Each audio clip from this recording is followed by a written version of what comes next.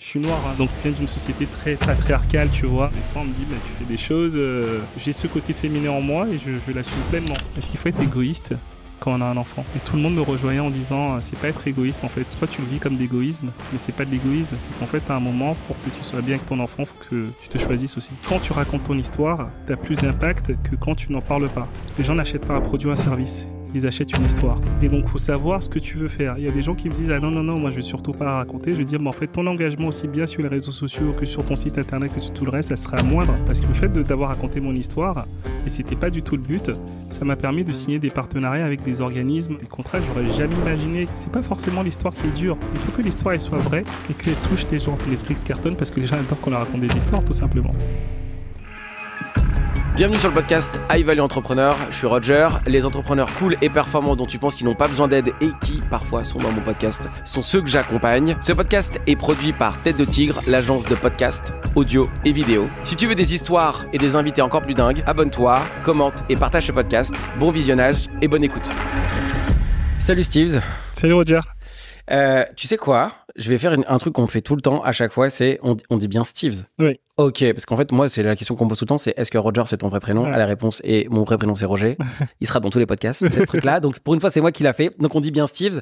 On va rentrer directement avec une question que je pose à tout le monde sur cette saison de podcast qui est quelle est l'anomalie de ta vie que tu aurais aimé esquiver et qui finalement se révèle être un super atout dans ta vie d'entrepreneur, dans ta vie d'homme, en tout cas carrément dans ta vie tout court? Est-ce que tu peux nous en parler? Ouais.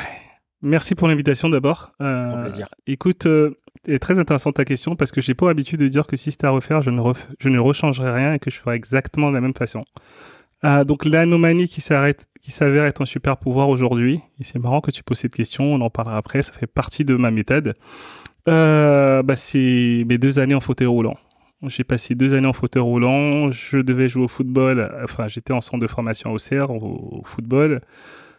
J'étais destiné à une brillante carrière de footballeur. Faut savoir que je viens du Bénin. Il y a 3 personnes par an qui sont prises d'Afrique pour intégrer un centre de formation. Donc, je pense que j'étais vraiment pas mauvais. Je faisais partie de ces 3 personnes dans toute l'Afrique.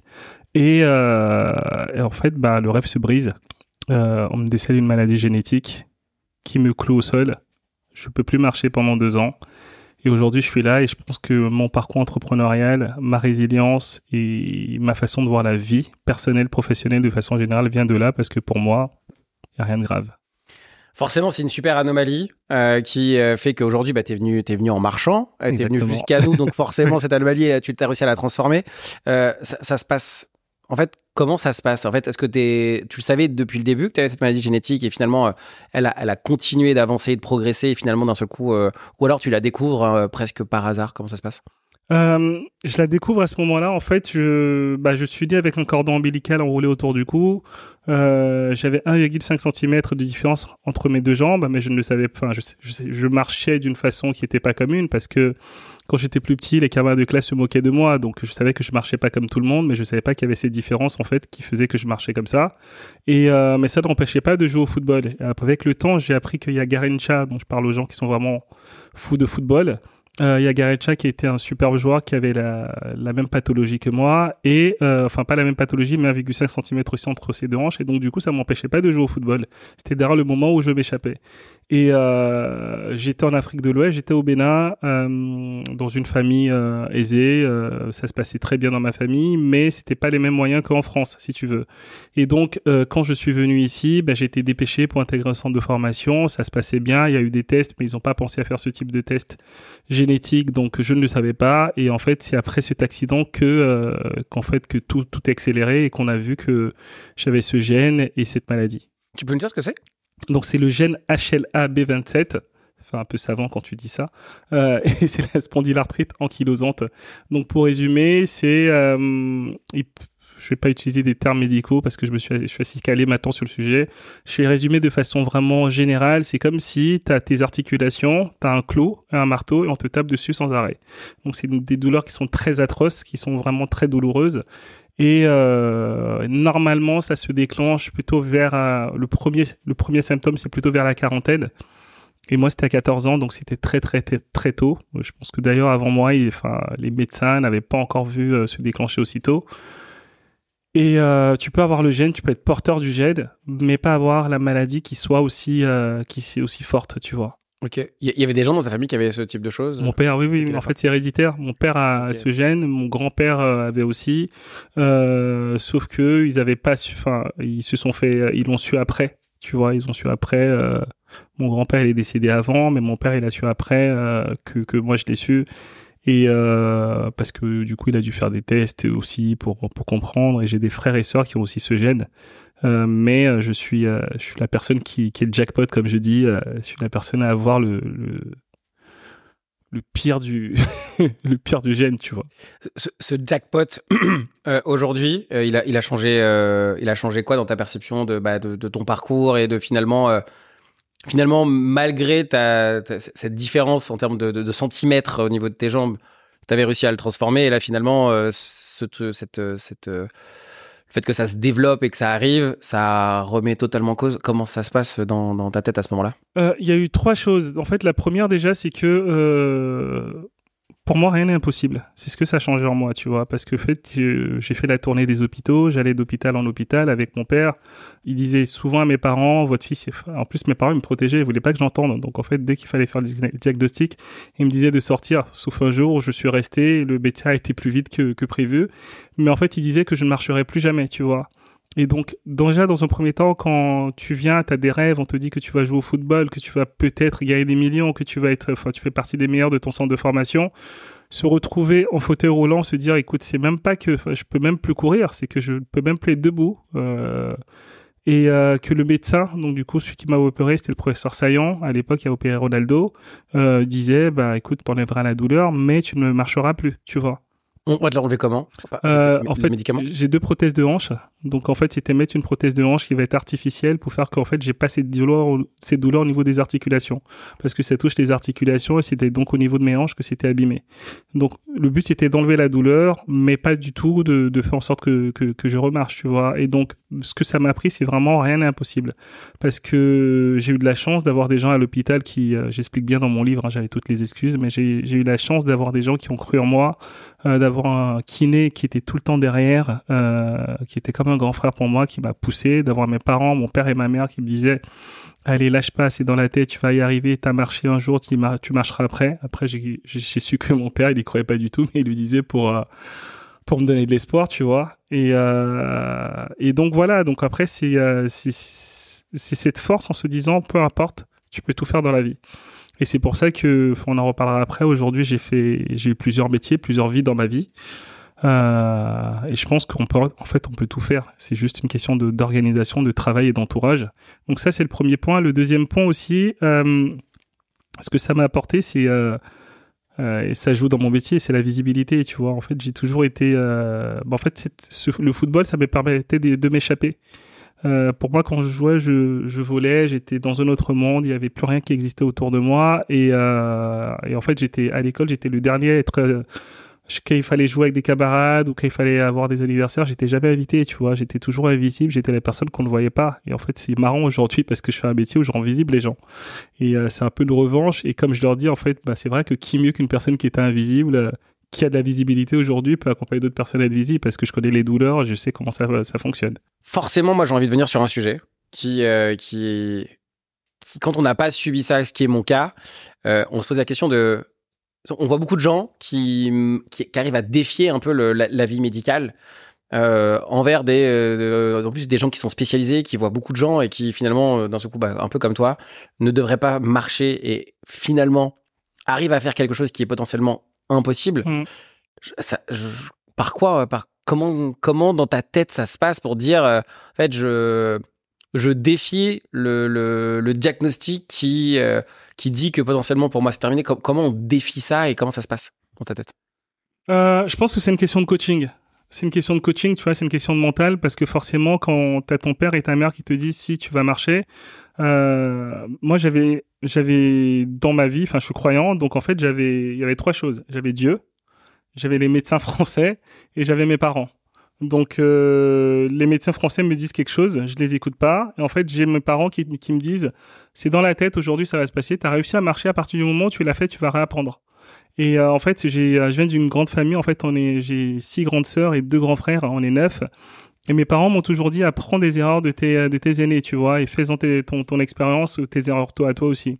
Et on y arrive parce qu'en fait, ils disent, en fait, t'as tes 8 frères et sœurs qui marchent. Il n'y a pas de raison que tu marches pas. Tu as déjà marché, tu vas y arriver. Donc, je pense que c'est un lavage, une reprogrammation qui fait que tu y arrives. Après, c'est la méthode des petits pas, tu vois, comme dans l'entrepreneuriat. C'est que quand j'ai des personnes aujourd'hui qui me disent, quand on va lancer leur business, ils me disent, je vais faire 1 million dans un an. Je dis, mais t'es à combien? Ils me disent, ouais, je suis à 0. Je fais, avant de penser à 1 million, pense à 1000, après 2000, 10 000, après tu vas y arriver. C'est exactement la même chose. Donc, c'était étape par étape. Enfin, moi, quand je suis arrivé avec ma volonté, je disais aux gens, j'avais cette même volonté en disant, moi, je suis là pour quelques mois, je fais ma rééducation et je retourne en centre de formation. Alors que c'était fini, hein. J'avais une prothèse, c'était fini, je reviendrai plus. Mais je ne savais pas à l'époque. Et heureusement qu'il y avait cette inconscience, cette insouciance, parce que c'était la méthode des petits pas, c'était réussir à se relever du lit, plier la jambe à 90 degrés, tu vois, rester debout pendant 5 minutes, pendant 10 minutes. Enfin voilà, ça a été une succession. Et je pense que c'est le mindset qui a fait ça. J'ai eu la chance de très tôt d'avoir des parents qui m'ont donné ce mindset. Et si je peux donner un exemple aux personnes, c'est l'entourage. Tu vois, c'est vraiment l'entourage qui fait que. Et quels sont les gens de ton entourage qui ont fait que ce soit faisable aujourd'hui? Il y a tes parents, bien évidemment. Voilà, j'ai mes parents qui ont fait que. Ensuite, j'ai Nicolas, donc du coup le kiné du centre de rééducation avec qui j'étais. J'avais sa copine à l'époque qui était infirmière, qui regardait mon alimentation. Ça a beaucoup joué aussi dans la récupération. Tu vois, j'ai un régime cétogène, donc je fais attention à tout ce que je mange aujourd'hui. Encore aujourd'hui. Enfin, après, je fais des excès. Hein. Je fais beaucoup d'excès, mais quand je suis en période de crise, ouais, je suis vraiment strictement ce régime-là, tu vois. J'évite le sucre parce que ça nourrit la maladie. Donc voilà, il y a eu ces personnes qui ont fait que, et mes frères et sœurs. Et après, j'avais un ami imaginaire qui était Yves Saint Laurent. Ma mère m'avait offert un magazine de Yves Saint Laurent qui m'a accompagné, moi, pendant tout mon parcours. Et je voyais les choses incroyables que Monsieur Saint-Laurent faisait, et moi, ça m'animait je crois que je m'accrochais à ça.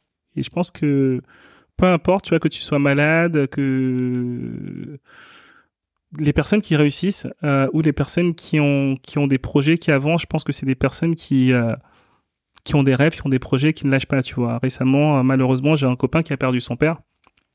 C'était la semaine dernière, qu'il a la sclérose en plaques. Et son père, en fait, dès qu'il a pris le diagnostic, il a pris d'une façon, c'était incroyable. Il disait, ok, j'ai pas le choix, maintenant je l'ai. Il faut juste que j'accepte et que j'avance, tu vois. Et le soir le dernier jour où il est décédé, il parlait de créer une plage à Madagascar, tu vois. C'est-à-dire qu'en fait, il avait que des projets. Et je pense que normalement, lui donner 1 an à vivre, ça a commencé en 2019, donc 4 ans. Il a tenu 4 ans.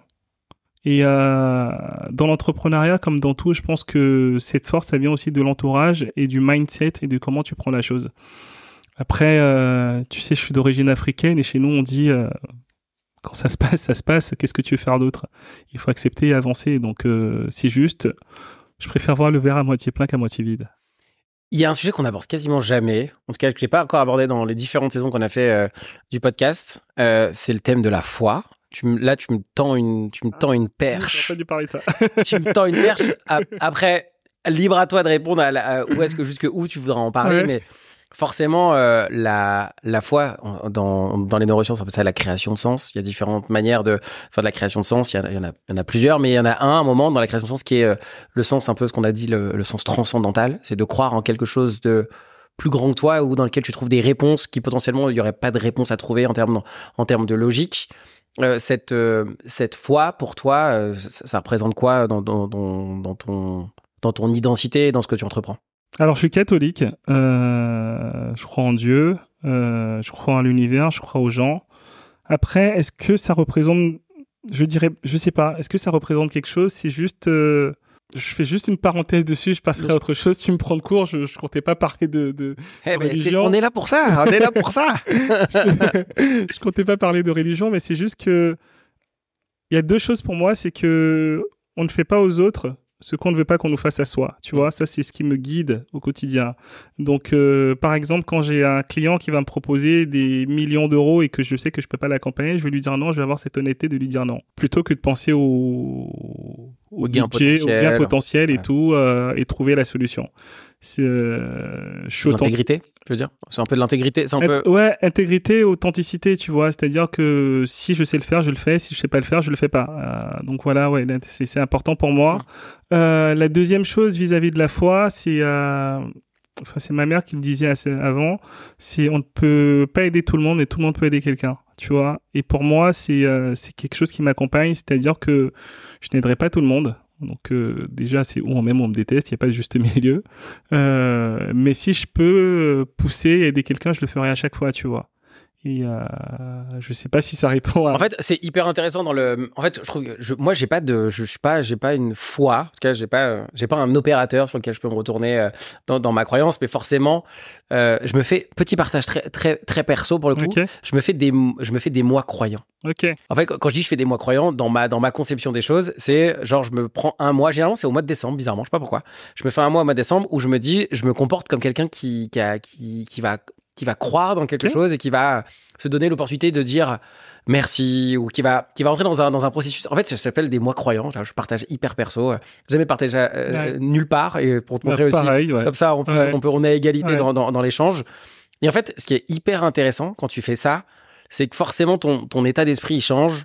Moi, je dis merci à des feux rouges, à des feux verts, à des choses en mode genre, ah putain cool, genre ça va être plus rapide, genre merci, genre dans ma tête c'est hyper inconscient, mais je passe, alors c'est la gratitude, je suis un peu dur sur la gratitude pour de vrai, mais ça par contre ça revient à la gratitude et je rentre dans un processus de dire plus souvent merci. À qui? J'en ai aucune idée.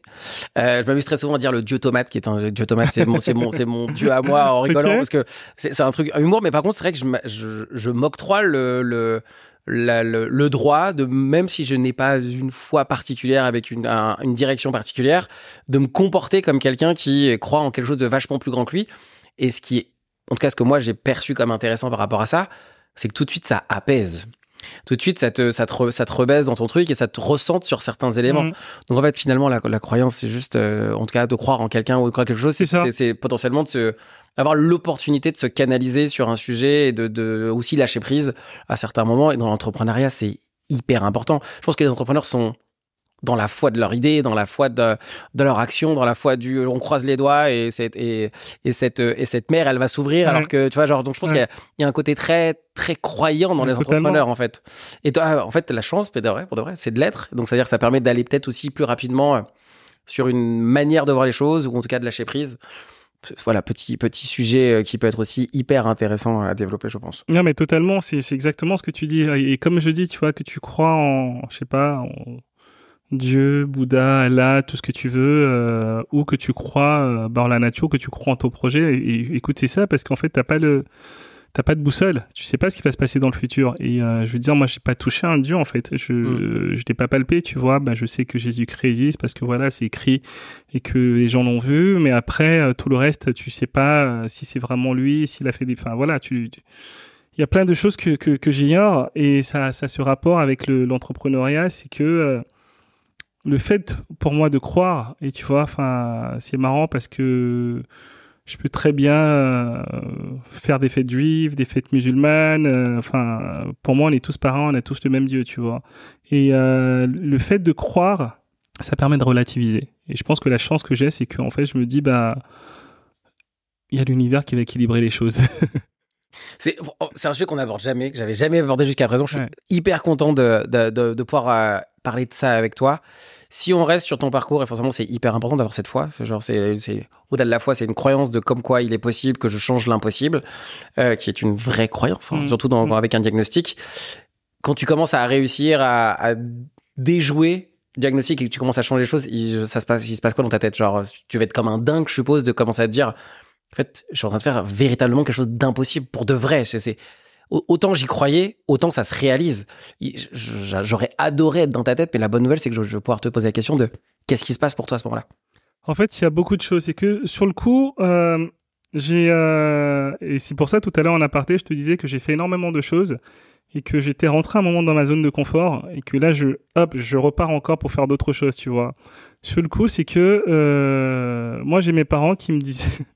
Enfin, pour l'histoire, mon père, il a marché pendant, je sais plus, 3 jours de son village vers la capitale. Il vient d'un milieu pauvre, il n'avait pas de voiture, rien, il a marché parce qu'en fait, il fallait qu'il aille dans la capitale pour évoluer, tu vois. Et ma mère, très tôt, elle est orpheline à 12 ans, elle a nourri à 12 ans ses petites sœurs, donc elle allait chercher à manger dans la poubelle. Donc en fait, ils ont eu un rapport où on nous expliquait ça, et nous, quand on a grandi, enfin, ils disent, estimez-vous chanceux, vous avez de l'eau potable, vous avez de l'eau, quand vous tournez en robinet, vous pouvez vous laver. Nous, on se lavait pas des fois, il fallait marcher pour aller dans un puits. Bref, en fait, on a un rapport qui est différent. Et donc, à chaque fois que j'avançais, mes parents me disaient, c'est cool, mais tu peux faire mieux. Ils m'encourageaient, ils disaient, c'est super ce que tu fais, mais t'as un potentiel pour faire mieux. Et en fait, j'ai grandi avec ça. Donc, du coup, en fait, à chaque fois que j'avançais aussi, c'était ce qui se passait dans ma tête. Je me disais, je peux faire mieux, je peux faire mieux, je peux faire mieux. Et donc, honnêtement, je célèbre même pas. Ouais, quand ça se passe, je ne célèbre pas. Aujourd'hui, je célèbre quand j'ai une victoire, quand ça se passe bien, je célèbre chaque victoire que j'ai, tu vois. Mais à l'époque, je ne célébrais pas parce que c'était juste un process. J'étais là pour apprendre à être debout, apprendre à marcher sans béquille, et sortir de cet hôpital. Après, faire des études, rentrer, du coup, pareil, quand je suis rentré à Cambridge, normalement, c'est un truc de dingue. Je dis ça à mes parents, ils me disent, ouais, c'est chouette, maintenant, il faut être major de ta promo. Ça n'a pas été le cas. Hein. Mais tu vois, c'est toujours dans le... Ils étaient toujours là à me pousser. Et en fait, moi, au début, je disais, mais en fait, c'est dur. Je pensais que c'était dur. Je vais te poser la question, je veux dire, est-ce que c'est pas compliqué de toujours plus, quoi? Non, en fait, je pensais que c'était dur jusqu'en fait, ma mère est décédée malheureusement il y a 11 mois maintenant. Et en fait, j'ai compris beaucoup de choses. C'est qu'ils ont tellement connu la misère des moments difficiles qu'ils voulaient nous préparer en fait à supporter et à faire plus de choses, tu vois, pour qu'on comprenne. Et quand ma mère est partie, ma mère, elle a plutôt bien réussi sa vie. Et j'étais pas au courant de tout ce qu'elle avait fait, financièrement, matériellement et tout. Je l'ai découvert après sa mort, tu vois ce que je veux dire? Et pareil, en fait, c'est... Qu'est-ce que tu as découvert? La richesse qu'elle avait, la fortune, etc. Je ne savais pas que ma mère avait autant, enfin voilà, de biens immobiliers. Enfin voilà, il y a beaucoup de choses que j'ai découvert avec le testament qu'on a eu et tout. Enfin, on est 9 frères et sœurs, et je ne savais pas qu'elle avait réalisé autant de choses parce qu'elle faisait, mais elle nous le dit. Enfin, elle disait aux frères, aux aînés. C'est ça un peu chez nous dans la famille africaine. Mais nous, les plus jeunes, on savait pas. C'était Ya. On appelle Ya, non? Moi, j'ai plein de potes congolais. On dit Ya Franck, Ya Roger. Ils font ça ou pas? Non. C'est les Ya. Ouais. Au Bénin, ma mère fait partie des mamans Benz. Tu vois, les premières femmes qui ont acheté une Mercedes Benz à l'époque, on les appelait les mamans Benz. Et donc, en fait, on est toujours dans l'après. Et en fait, ce qui fait, je pense que c'est une chance. Et pour moi, je pense que c'est comme ça que tu réussis parce qu'en fait, tu dis, OK, c'est bien, next step. Qu'est-ce que je vais apprendre d'autre? Et j'ai de la chance d'avoir ma femme. Des fois, je dis, t'es très dur. Quand je fais des choses, elle me dit, mais ouais, c'est bien, mais tu peux faire encore mieux. Qui me pousse aussi. Et c'est important aussi dans l'entrepreneuriat d'avoir un partenaire qui croit en vous et qui vous dit pas que vous êtes extraordinaire. Parce que tu vois, en fait, avec les réseaux sociaux, en fait, je le vois, des gens qui disent, c'est génial ce que tu fais. Ou qui s'arrêtent, qui connaissent ma vie mieux que moi, je la connais, tu vois, qui vont dire, mais t'as fait ça, et moi j'ai oublié, je suis passé à autre chose. Et tu peux te dire, ouais, c'est incroyable ce que je fais. Et en fait, quand tu dis ça, t'es mort. Parce que tu t'arrêtes dans une zone de confort et t'as tes concurrents qui te passent au-dessus. Et pour moi, en fait, pour déjouer les obstacles, pour aller beaucoup plus haut, c'est avoir cette exigence et c'est avoir des gens, entre guillemets, durs autour de toi qui te poussent à aller plus haut, tu vois. Moi, pendant 3 ans, je suis rentré dans une zone de confort parce que j'ai eu mon fils il y a 3 ans et je kiffais tout simplement. En fait, j'avais plus cette dalle. Ma dalle, c'était pas une dalle. En fait, j'étais concentré sur lui. Et en fait, quand ma mère elle est partie, cette dalle elle est revenue. Tu vois, je me disais, mais en fait, c'est quoi mon objectif dans la vie? C'est de marquer ma génération, c'est de laisser un impact. Et pour laisser cet impact, il faut que j'aille faire d'autres choses. Et donc là, je te dis en scoop là, je vais écrire un 2e livre, alors que je pensais pas en écrire un autre parce que voilà, j'ai une méthode, j'ai d'autres choses que je vais mettre en place et j'ai d'autres projets qui arrivent. Et ces obstacles, c'est ça,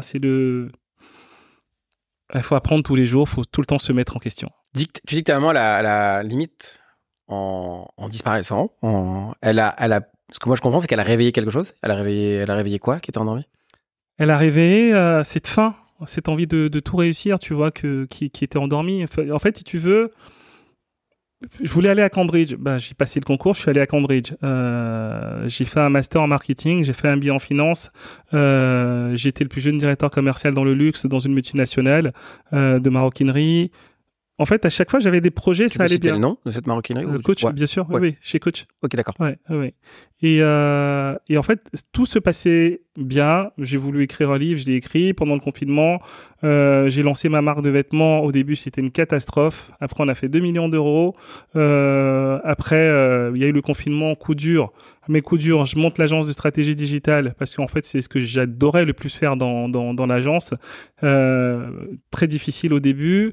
Mais finalement, ça cartonne. On a signé des clients comme Evian, comme Chanel Beauté, enfin bref, et d'autres entrepreneurs qui se lancent, qu'on accompagne. Donc en fait, tout ça se passe bien. Et à un moment, je sais pas, tu te laisses convaincre par les gens que t'es extraordinaire. Mais non, en fait, t'es pas extraordinaire. Tu te laisses convaincre par les gens qui te disent ça. Et en fait, quand on te dit ça, tu t'assieds dans une zone de confort et c'est dangereux, la zone de confort. Et en fait, je pense que quand ma mère, elle est partie, j'aurais bien voulu, tu vois, j'aurais bien voulu l'emmener. Je fais des conférences toutes les semaines. J'aurais bien voulu. Elle a vu aucune de mes conférences, tu vois. Elle m'a vu à la télé, elle était fière. Et apparemment, c'est ce qu'on me disait après. Elle me l'a pas dit, mais on m'a dit. Elle regardait tout ce que tu faisais. Elle disait ouais, c'est mon fils. Elle était au Bénin. Et j'aurais bien voulu en fait lui montrer tout ce que j'ai réalisé. Je me suis dit, bah, tu sais quoi, là, elle est de là-haut, elle me protège, et je vais en faire encore beaucoup plus pour l'honorer. Me demande pas pourquoi, mais j'ai eu un regoût à la vie. Les gens qui t'ont dit que tu avais réussi, en fait, il y a plein d'éléments sur lesquels on pourrait revenir. Je vais aller là-dessus et peut-être que je referai un petit retour, un petit flashback. Quand on commence à avoir des gens autour de soi, un sujet dont on parle quasiment jamais, mais quand on commence à réussir et qu'on a que des gens autour de nous qui commencent à dire waouh, regarde ton histoire, regarde ton parcours, regarde ce que tu as réalisé, regarde où est-ce que t'en es arrivé et tout ce que tu as réussi à générer en impact, en CA, en trucs comme ça. Est-ce qu'on le voit arriver, ces gens qui sont là et qui sont un peu juste là pour flatter, ou en tout cas pour peut-être, comme on dit dans la musique, gratter du buzz, ou en tout cas gratter de l'attention. Est-ce qu'on le voit venir? Est-ce que toi tu l'as vu venir, ou finalement ça arrive de manière un peu insidieuse, et on se relève le matin en se disant mais qui est cette personne à côté de moi? Alors ça, c'est une bonne question. J'ai eu de la chance. J'ai de la chance d'être toujours bien entouré. Tu vois ce que je veux dire? En fait, ça va être des conversations ponctuelles que tu as avec des personnes où, oui, c'est vrai que j'ai fait rentrer 2-3 personnes dans mon entreprise, des prestataires, que j'ai pas vu arriver. Parce qu'en fait, ils te connaissent, ils étudient ton histoire, ils te disent ce que tu veux entendre. Et ça fait partie de l'expérience. Parce que après, tu fais une introspection, et tu te rends compte que c'est pas les bonnes personnes qu'il te faut. Tu vois, parce que, ok, bah, il s'est passé 1 an, 2 ans, et en fait, tu vois pas la plus-value qu'ils ont ajoutée. Aujourd'hui, j'écoute beaucoup mon instinct, ce que je faisais pas avant. Si je sens qu'il y a un petit doute, j'y vais pas. C'est bizarre, c'est très bizarre. Si je sens qu'il y a un petit doute et tout, je sais pas. Tu fais plus confiance à ton instinct qu'à ta logique, entre guillemets, en tout cas actuellement? En fait, avant, j'allais beaucoup faire plus attention à, ok, il y a un tel qui m'a recommandé, il y a un tel qui m'a parlé de lui, ou alors j'ai vu ça, ok, je vais y aller, tu vois, peut-être pas un tel que je connais forcément. Et aujourd'hui, c'est, ok, un tel m'a parlé de lui, je vais prendre le temps de l'observer, de faire des recherches sur cette personne, avant de m'engager avec cette personne. Alors qu'avant, c'était plus, on m'a parlé, on teste, on y va, on voit si ça fonctionne après ou pas.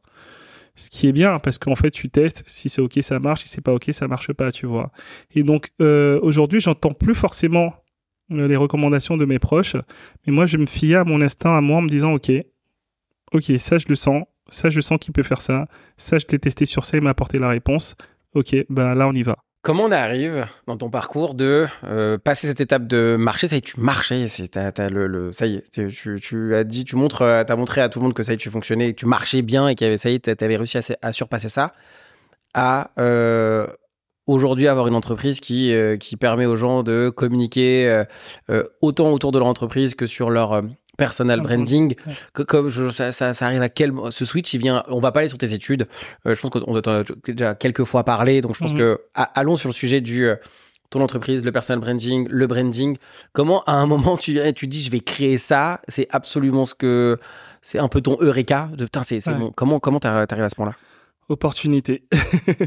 Opportunité, tout simplement parce que moi, je suis un dinosaure d'Instagram. J'étais sur Instagram depuis 2011, je crois.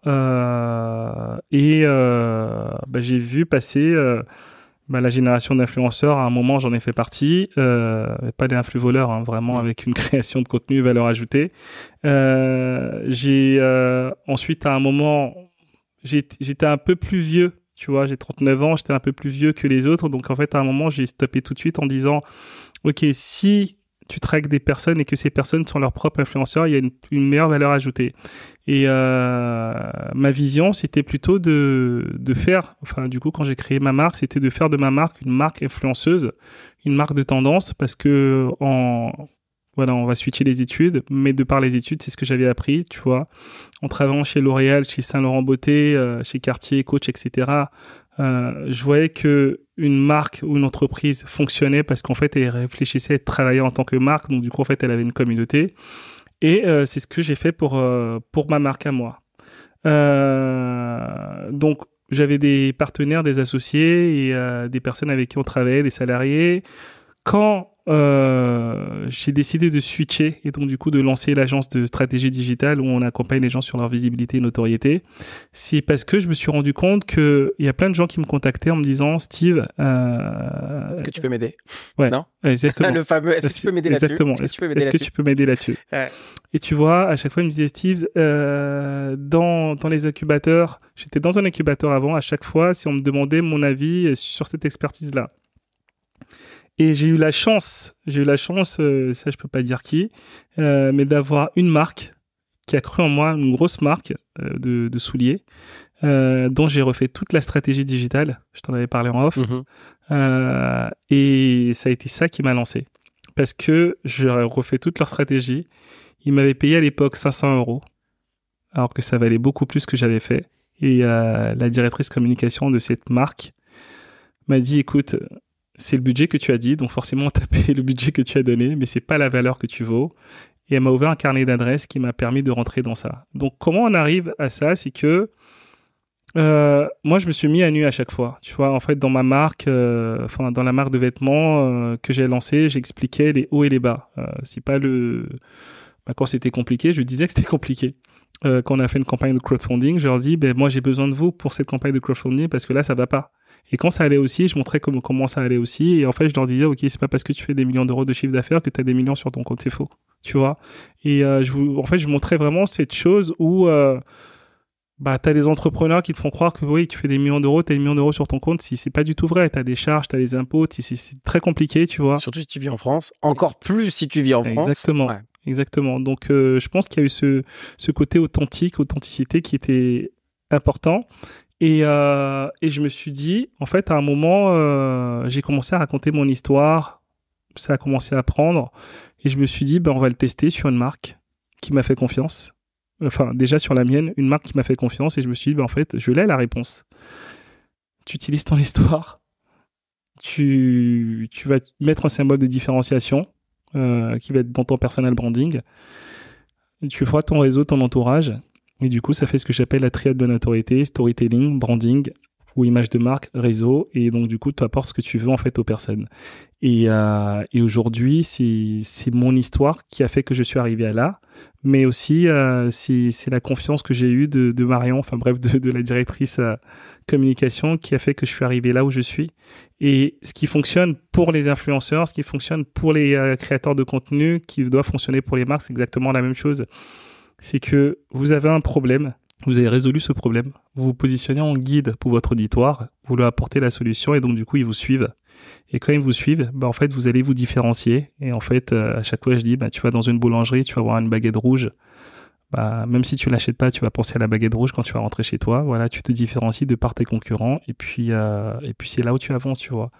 Typiquement, je donne un exemple, j'ai travaillé avec Biolan sur leur stratégie sur les réseaux sociaux. À l'époque, c'était on mettait du beige, tout ce qui est maternité, c'est vraiment très plat, tu vois. Et je leur dis, on casse les codes, en fait. Venez, mettez du noir. Ouh là là, mais c'est difficile. Venez, on met du noir. On raconte l'histoire plutôt des pères que l'histoire des mères. Et vous voyez que les gens, ils parleront de vous. Après, vous pouvez switcher, en fait, entre les deux. Donc, c'est aller chercher des choses qui sont différentes, qui sortent du commun. Tu penses que tout le monde peut raconter son histoire? Ouais. Je pense que tout le monde a une histoire, mais en fait, tout le monde ne sait pas la raconter, l'histoire.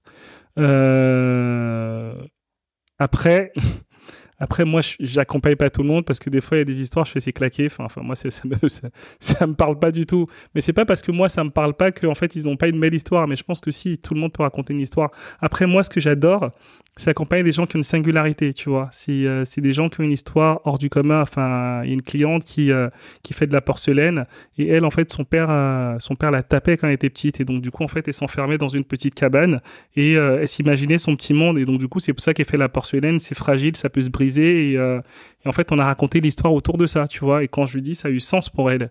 Donc, je pense que tout le monde a une histoire. Faut juste trouver l'angle. Et moi, ma méthode, c'est en fait, il se passe quelque chose avant tes 14 ans. Pourquoi avant tes 14 ans? Est-ce que ça a un rapport avec ton histoire? En fait, les gens pensaient que oui, mais non. Enfin, si, ça a un rapport avec mon histoire parce que je suis arrivé à 14 ans en France, c'est vrai. Mais j'ai accompagné des ministres, des personnalités, des sportifs, des artistes. Et toutes ces personnes-là, en fait, j'ai vu qu'elles sont devenues la personne qu'elles sont aujourd'hui parce qu'il s'est passé un truc à leurs 14 ans, tu vois.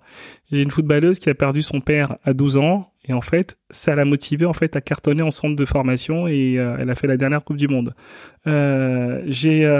Bref, à chaque personne, il y a toujours quelque chose qui s'est passé. Et donc moi, je vais creuser là et en fait, c'est ce que j'utilise pour aller chercher l'histoire. Donc je pense que oui, tout le monde a une histoire. On a tous quelque chose qui s'est passé dans notre vie. Et après, il y a des cas où ça arrive après 14 ans, c'est sûr. Mais moi, j'aime bien accompagner ces histoires avant 14 ans parce que je trouve que c'est ce qui parle, c'est ce au quoi on s'accroche et c'est ce qui fait qu'on réussit. Dans le marketing, il y a un truc qui s'appelle le parcours du héros. Je pense que tu connais très bien, en fait. Et forcément, je pense que tu t'es approprié ce concept et c'est ta méthode à toi. Mais il y a tout un parcours et forcément, c'est une super bonne chose à faire. Et je suis totalement d'accord avec toi sur le fait que chacun peut raconter une histoire, sauf qu'il y a une dérive hyper qu'on voit partout, particulièrement sur le milieu des startups, qui est pour le coup le storytelling d'une marque, le storytelling du fondateur, qui créent des histoires a posteriori des actions ou a posteriori des mises en mouvement, qui est un mécanisme excessivement fort. Parce que une startup sans histoire est potentiellement une startup qui ne fédère pas. Exactement. Et donc, en fait, finalement, on se retrouve ou une entreprise ou n'importe quoi. Donc, forcément, la valeur de raconter une bonne histoire et la valeur de raconter son histoire, quand elle est vraie, on connaît l'impact et parfois on est généralement plus timide de la raconter que plutôt de la revendiquer, en tout cas quand on n'a pas fait le job. Cette dérive, parce qu'en fait quand on connaît le mécanisme et qu'on a réussi à le mettre une fois, on peut finalement quasiment le mettre partout.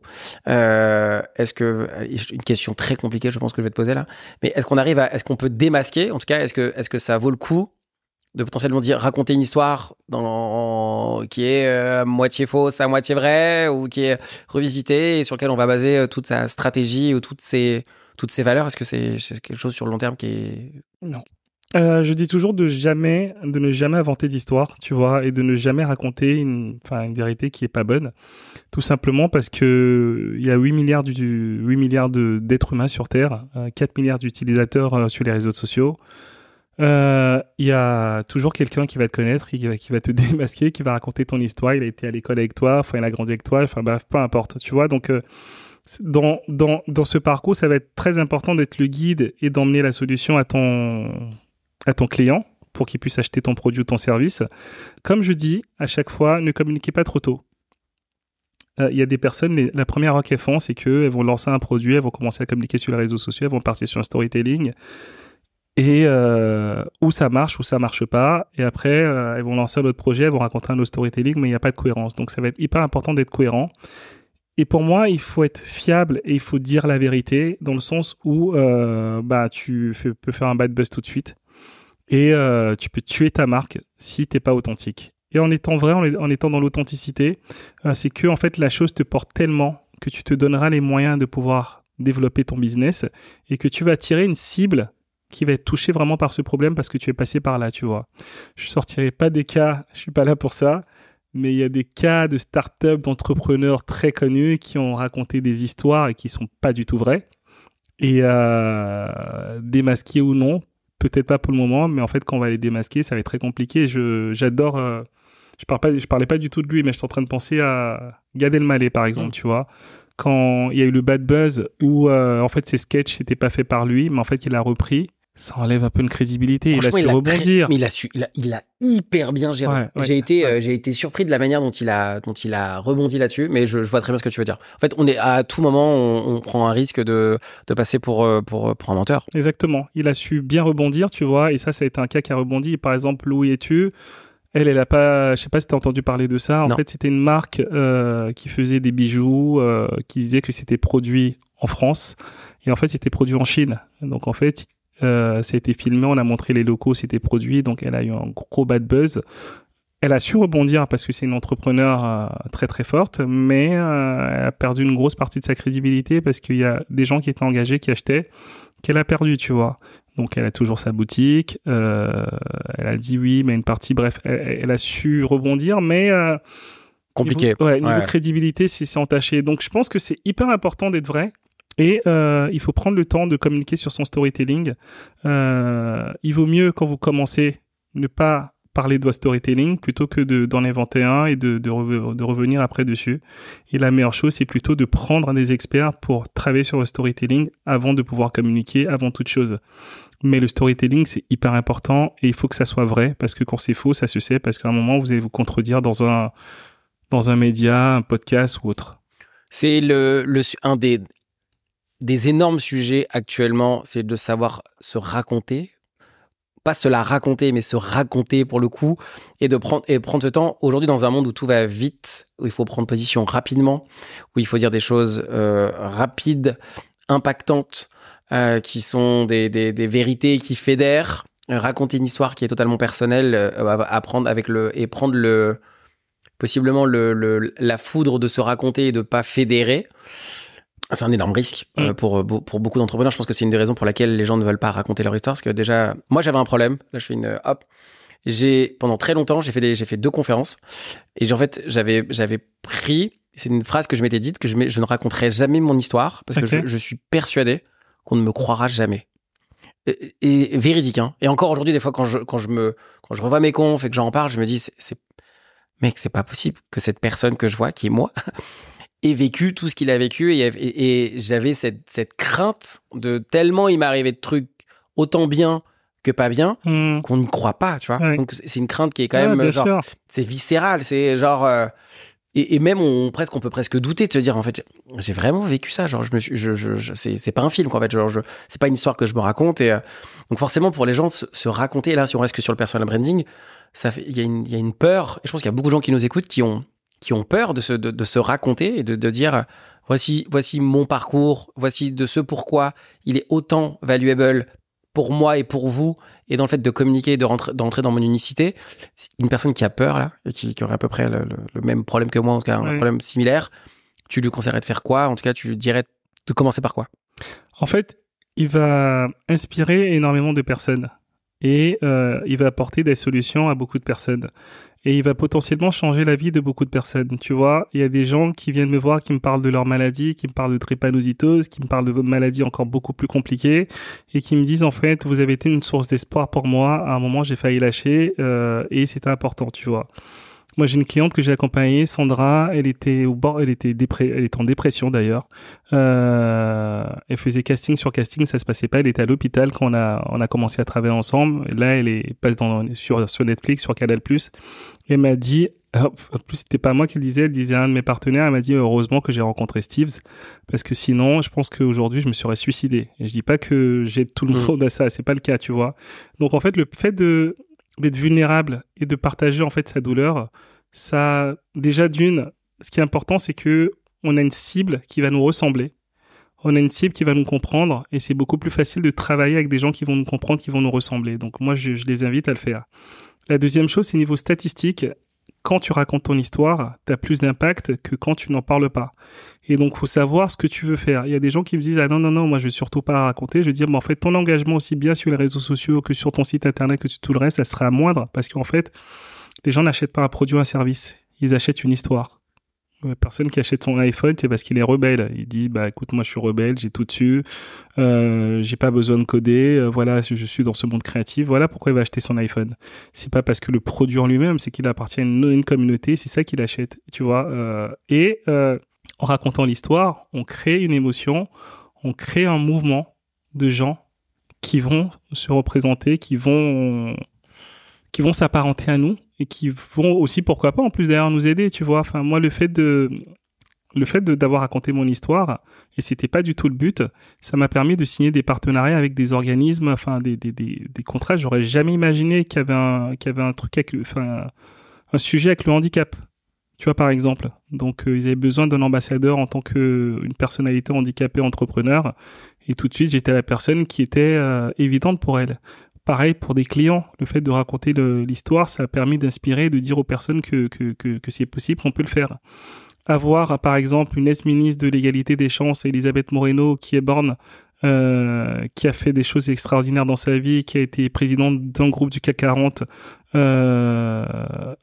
ça inspire des filles qui sont handicapées, qui sont aveugles, enfin qui sont bornes à y aller. Donc en fait, c'est juste que je pense que notre mission elle est forte et il faut le faire. Après, il faut se faire. Enfin, ceux qui veulent pas, comme tu me disais, il faut juste se faire violence et se demander pourquoi, pour qui on le fait. Et il faut être à l'aise avec la cible pour laquelle on le fait. Est-ce qu'on le fait pour transformer le monde? Est-ce qu'on le fait pour apporter une valeur? Et je pense que ça n'a pas de prix de pouvoir aider des personnes, tu vois. C'est comme, il y a Olivier Goy, tu vois qui c'est? Pas du tout. Olivier Goy, c'est, malheureusement, il parle plus maintenant parce qu'en fait, pareil, il a la maladie de Charcot. On lui a dit qu'il lui restait 1 an à vivre. Et, il a toujours, alors c'est un brillant chef d'entreprise qui est passé dans les médias. Il a rencontré le président Macron, il a parlé de cette maladie, il a levé 1 million d'euros pour aider je me trompe pas à chaque fois, je crois que c'est l'Institut National du Cerveau. On s'est retrouvés en conférence au même moment, lui et moi, quand il racontait ça. C'est l'Institut National du Cerveau et son but, c'est de développer et de lever le plus de fonds possible pour éradiquer cette maladie qui touche le cerveau, tu vois. Donc, le fait de partager son histoire, je pense qu'on a eu des douleurs et ça permet pas de réparer parce qu'on réparera jamais des douleurs. Ça permet de contribuer en fait à aider d'autres personnes. Et ça rejoint la phrase que je dis, on ne peut pas aider tout le monde, mais tout le monde peut aider quelqu'un. J'insiste sur cette phrase. Mais raconter son histoire, ça permet d'aider des gens. Est-ce que forcément une histoire, elle doit être dure pour être inspirante? Non, elle doit juste être vraie. C'est-à-dire que même si en fait, c'est une question qui revient très souvent. C'est est-ce qu'il, oui, mais rien arrivé. C'est genre des gens à qui, je dirais pas qu'il est rien arrivé de dur, parce qu'en fait, sur la perception des gens, forcément, ça change. Ça peut en tout cas être perçu différemment. Mais imaginons qu'il ne soit pas arrivé quelque chose de forcément grave ou la chose la plus dure qui nous soit peut-être arrivée, c'est que nos parents aient divorcé, ce qui est aussi très dur à vivre pour certaines personnes, ou même rien du tout en fait. Ça s'est juste très bien passé. Oui. Est-ce qu'on peut être inspirant quand même, en tout cas avoir un storytelling qui a de l'impact et qui permet de créer quelque chose? Tout à fait. Moi, j'ai une de mes clientes aujourd'hui qui accompagne, qui coach toutes les personnes qui vont faire des TEDx en Suisse. Tu vois, à la base, elle était ingénieure, elle était salariée et elle avait son projet à côté, elle était coach en prise de parole. Et pareil, elle me dit, mais moi, j'ai pas d'histoire. Et en fait, en creusant, je dis, mais qu'est-ce qui t'a impacté dans ta vie? Elle me dit, je sais pas, j'adore coacher les personnes, je me demande pourquoi. Et en fait, on a creusé, quand elle était toute petite, il y avait sa grand-mère qui lui racontait, en fait, c'était sa grand-mère qui la couchait et qui couchait ses cousins quand ils allaient chez elle en vacances. Et elle leur racontait une histoire, mais tellement avec une force, ils étaient là, tous assis à côté de sa grand-mère, que c'est ça qui l'a inspiré. C'est pas dur comme histoire. Et en fait, on a créé le storytelling autour de ça, tu vois. Le fait d'avoir sa grand-mère qui disait qui envoyait des messages forts, qui les accompagnait en tout avant de dormir, et donc du coup ils dormaient sur ça. Le lendemain ils se levaient, ils étaient inspirés par elle. Ça lui a donné goût à la parole et s'est rendu compte que les mots fonctionnaient. Et pareil, quand elle était chez elle, qu'elle écoutait pas ses parents, dès qu'ils appelaient la grand-mère et que la grand-mère lui parlait, en fait elle apaisait. Il y avait que sa grand-mère qui l'apaisait, et c'est ça qui lui a donné le goût au coach de prise en parole. Et maintenant en fait elle coach. C'est juste incroyable. Elle a, je crois, 36 abonnés quand elle a eu le contrat, tu vois, sur Insta. Et coach les chants du TEDx, donc des personnes qui, des véritables stars, tu vois, sur leur prise de parole. Elle coach des gens de la FIFA, des dirigeants qui travaillent avec la FIFA. Enfin bref, elle coach pas mal de grosses enseignes aujourd'hui. Et donc, c'est pas forcément l'histoire qui est dure. Il faut que l'histoire, elle soit vraie. Et qu'elle touche les gens. En fait, les gens, ils adorent Netflix cartonne parce que les gens adorent qu'on leur raconte des histoires, tout simplement. C'est ça, en fait. Je pense que c'était cool de pouvoir le dire aussi, pour que les gens se rendent compte que faut pas forcément avoir traversé quelque chose de dur, mais ou en tout cas avoir été forcément d'une résilience déconcertantes ou inspirantes pour pouvoir être soi-même impactant. Je pense que c'est un truc dont très peu de gens parlent, parce qu'en fait, ces gens qui ont réussi à dépasser quelque chose et qui se donnent, ou à qui on a donné l'opportunité de la raconter, ou à qui se sont donné les opportunités de les raconter, finalement, pour ceux à qui il n'est rien arrivé, c'est presque putain, en fait, mais rien arrivé de grave dans la vie, quoi. Ouais. Et tant mieux, Ouais, genre, c'est on ok. devrait être tant Ouais. mieux. Mais finalement, quand on raconte une histoire et qu'il nous est rien arrivé, on est presque un peu en mode genre, putain, mais en fait, est-ce que j'ai mon mot à dire? Est-ce que ma parole vaut potentiellement quelque chose s'il m'est pas arrivé quelque Tellement, chose de dur, ouais, tu vois? ouais. Est-ce que ça vaut le coup de parler? Ouais. Est-ce que ça vaut le coup de prendre la parole? Je pense que c'est aussi hyper intéressant qu'on puisse dire aux gens, hey, si t'es rien arrivé de grave, mec, ou mademoiselle, c'est hyper intéressant pour toi de nous raconter, mais quand tout va bien, qu'est-ce qui s'est passé, quoi? Ouais. Genre, et comment dans ce contexte-là, comment t'as réussi toi aussi, tu vois? Il faut déculpabiliser aussi, tu vois. Enfin, moi, ça m'énerve un peu les gens qui viennent me voir, qui me disent « Ah, je suis désolé, j'ai pas une histoire comme toi, il m'est rien arrivé de grave, je suis pas handicapé, je suis pas immigré, j'ai pas une OQTF, obligation de quitter le territoire français, j'ai pas été en fauteuil roulant, j'ai pas de maladie génétique. » Bref, en fait, t'as trop de chance ouais, d'avoir eu tout ça. non, en fait, ils sont... Non, en fait, c'est presque ça. Non, en fait, ils s'excusent en fait en disant moi j'ai pas ça, je suis une personne, j'ai pas de problème. Je dis mais en fait, mais c'est bien, c'est une chance aussi, tu vois. Et en fait, quand ils commencent à raconter leurs histoires, t'écoutes, tu dis mais en fait, mais elle est géniale aussi ton histoire. C'est une chance d'avoir eu ça et justement le fait d'avoir eu ça, bah utilise cette histoire pour inspirer d'autres personnes parce que t'en inspires à d'autres en fait. On commence à se rapprocher de la fin du podcast. T'as fait plein de choses. T'as fait des TEDx. T'as une entreprise. Aujourd'hui, t'es papa. Il y a plein de sujets qu'on pourrait aborder. Ouais. Vraiment pour en aborder énormément. Je vais juste revenir sur un sujet du personal branding. Okay. En tout cas, et on pourrait avoir rapidement un petit débat là-dessus. Je pense qu'on n'a pas de débat. En tout cas, on pourrait échanger. En tout cas. Il y a un truc que je dis, moi, beaucoup les gens avec qui je travaille sur le personal branding, et moi, j'ai des sujets de rebranding, de re-personal branding. Parce qu'il y a encore un autre sujet que le personal branding. Et je leur donne un élément, et on en parle quasiment jamais dans le personal branding, en tout cas, j'en ai jamais véritablement entendu parler, qui est en fait, ton personal branding, le départ, et ça revient avec l'authenticité, c'est qu'une fois qu'on t'a reconnu dans ton personal branding, on te ramènera toujours à ton premier endroit où on t'a reconnu, d'où le fait de prendre du temps aussi pour avoir des résultats, pour avoir tes premières actions sur lesquelles tu peux te poser de manière solide et hyper ancrée, parce que forcément, toute ta vie, potentiellement, on va te ramener au départ de ton personal branding, de l'histoire que tu as décidé de raconter. Et c'est un truc que j'entends jamais, j'en ai jamais parlé avec personne autre que les gens avec qui je bosse, en disant c'est pas grave, genre t'as commencé en étant, on va prendre le cas classique de télé-réalité, de télé-réalité, t'as réussi, on te ramènera toujours à ça, donc essaye de ne pas vouloir l'effacer, parce qu'en fait pour de vrai on te ramènera toujours à ça, et plus tu voudras le faire disparaître, plus les gens vont te ramener à mais en fait, mais tu faisais pas de la télé-réalité. Ou alors, en fait, t'étais pas footballeur, ou alors t'étais pas chanteur de trucs, ou alors on va te ramener à ça, parce que c'est la première partie de ton parcours. Est-ce que toi, avec ces gens-là, en leur disant, peut-être que ceux qui veulent commencer, de leur dire de prendre le temps et de créer ce personal branding, est-ce que c'est des sujets que toi t'as ou t'abordes avec certaines personnes, de dire, il faut être aussi OK avec le fait que ce que vous allez créer, peut-être dans 2 ans, vous allez plus être du tout d'accord avec ce que vous allez créer, et vous allez peut-être même presque pas regretter, mais en tout cas j'aimerais bien qu'on le mette sous couvert, ça, que tu as ce genre de sujet aussi. Ah mais je l'ai très souvent, c'est bien qu'on en parle, tu vois, parce qu'à chaque fois je leur dis, moi je pars du principe qu'il faut, au contraire, faut en parler. Et tu vois, ma méthode, c'est qu'en fait, à chaque fois, parler du fait que vous avez fait ça, plus vous allez en parler. Ok, j'ai fait de la télé-réalité à l'époque, j'étais jeune, ou alors j'ai une opportunité, et donc du coup cette opportunité, ça me permet de faire ce que je fais aujourd'hui, ça me permet d'avoir créé une audience pour faire ce que je fais aujourd'hui. Ou alors j'ai fait de la télé-réalité, bon ça a été une erreur de ma vie, et puis et là tu switches sur autre chose. En fait, plus tu parles de ce que tu vas faire, et c'est comme les bad buzz en fait, plus tu vas en parler, moins les gens vont être tentés de vouloir te piéger dessus. Et c'est hyper important d'en parler, et moi je suis pour, tu vois, je suis pour le fait d'en parler, et en fait de relever toutes les casseroles, en guillemets, qu'on a, et d'assumer en fait, on fait des erreurs, et les erreurs, ça revient à ta première question, comme je disais, ouais, en fait, moi ça fait la personne que je suis aujourd'hui, en fait les erreurs qu'on a faites toutes et tous dans notre vie, ça fait les personnes que nous sommes, et il faut au contraire assumer, parce que quand vous assumez, ça déstabilise les personnes et ils ne savent plus où vous attaquer. Eminem dans le film 8 Mile, qui Absolument. à la fin gagne, qui est une super image à garder en tête. On arrive sur la fin, la question de fin que je pose à tous les invités. Elle est qu'est-ce que tu aimerais que les gens retiennent de notre échange? On ne peut pas aider tout le monde, mais tout le monde peut aider quelqu'un. Je pense que j'ai dit beaucoup cette phrase. Ce que j'aimerais qu'on retienne, c'est que toi et moi, je pense qu'on a le même type d'avatar. On est derrière des projets, des personnes qui cartonnent et on peut pas aider tout le monde, mais on aide des personnes à leur niveau. Et en fait, le but, c'est que il faut que ces personnes les aident aussi des gens, tu vois. Et ça passe par, vous avez un projet, vous avez une histoire, vous avez,